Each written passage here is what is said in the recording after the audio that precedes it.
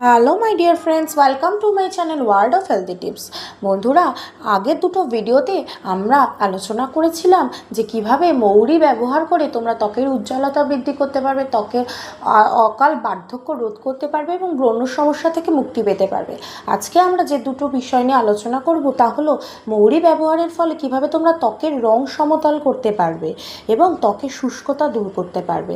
মৌরির নির্যাস ত্বকের দাগ এবং পিগমেন্টেশন কমাতে সাহায্য করে, অর্থাৎ মৌরি ভিজিয়ে রেখে সেই জল যদি তোমরা তুলো করে মুখের মধ্যে লাগাতে পারো, দিনে অন্তত 2 থেকে 3 বার যদি তোমরা এই জল ব্যবহার করতে পারো তুলোর সাহায্যে, তাহলে অবশ্যই সুফল পাবে। এছাড়াও মৌরি ত্বকে আর্দ্রতা ধরে রাখতেও সাহায্য করে, অর্থাৎ মৌরির জল ও অ্যালোভেরা জেল মিশিয়ে টোনার হিসাবে তোমরা কিন্তু এটা ব্যবহার করতে পারো। এটা খুব ভালো একটি প্রাকৃতিক উপাদান থেকে তৈরি টোনার, যেটা তোমরা ব্যবহার করলে ত্বকে আর্দ্রতা ফিরে পেতে সাহায্য করবে এবং খুব সহজেই ত্বকের আর্দ্রতা ফিরে পাবে। তাহলে বন্ধুরা, আজকে যে বিষয়টা নিয়ে আলোচনা করলাম, আশা করি তোমাদের সুবিধা হবে।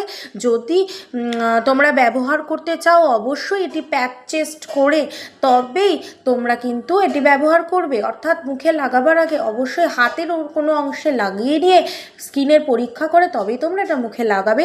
এটা তোমাদের সাবধানতা অবলম্বন করার জন্য বলে দিলাম। তাহলে ধন্যবাদ আমার ভিডিওটি দেখার জন্যে।